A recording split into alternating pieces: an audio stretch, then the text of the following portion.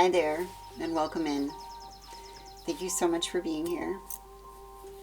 So, I don't know if you guys have ever felt this before, but right before you get to a breakthrough, all of a sudden there'll be these opposing emotions that are going to come up. And it feels sort of like you're wrestling yourself. Like, should I, shouldn't I? That kind of thing. And I think so many times when emotions get really uncomfortable, our immediate reaction is to be like, oh God, something's wrong. How do I change this? Or to rely on like a coping method. Like maybe you start watching too much Netflix or YouTube or eating or drinking too much. But what if sitting in that discomfort or whatever tension or conflict is happening and really witnessing it, like really feeling it, surrendering to it in a way. What if that would be exactly what's needed for growth and expansion? So I felt this way the other day as I was sitting with some of my emotions, good times. The discomfort that I was feeling was like this tug of war between doubt and certainty. And it's been almost a year now since I've quit tattooing, which is crazy. Like, this is insane. Like, time flies. But I still feel like I'm in doubt sometimes. Like, right now I know that I have all the ideas. Well, I have some ideas to be able to, like, move forward. But this is also when the inner conflict comes up. I start second guessing myself. And some days I kind of lose patience with myself and I start hesitating, and then a moment later I'm like sure-footed again and I'm feeling certain and excited and feeling inspired and all of the things. And all while this is going on at the same time, life seems to be going in this like slow motion. It's almost like I'm being forced to just be, like really be with what I'm feeling, and that's it. Just observing it. Which, I'm not gonna lie, as a recovering doer, this is actually really hard for me. Because I always just naturally want to like fix it or do the things. But it dawned on me that the slowdown was actually intentional. And it's almost like an integration of the experience that I'm having with the conflict in real time.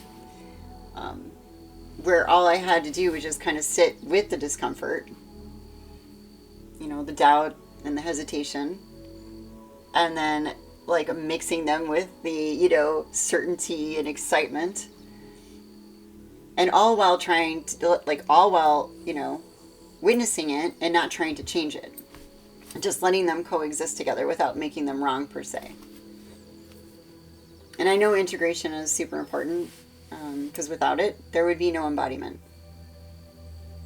But where things kind of go sideways sometimes in this process, or maybe it's more like how we tend to complicate things, is with the stories that we tell ourselves when we're feeling the doubt.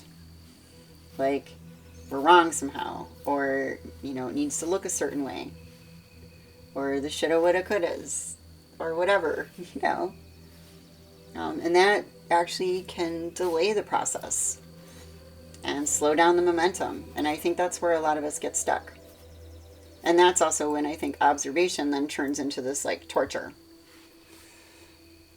So the butterfly again comes to mind in the metamorphosis process, like right before it's breaking through the cocoon.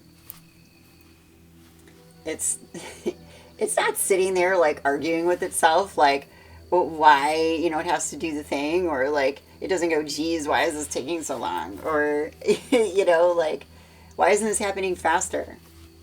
Man, I wish I would have done this sooner. None of that. It doesn't create the conflict.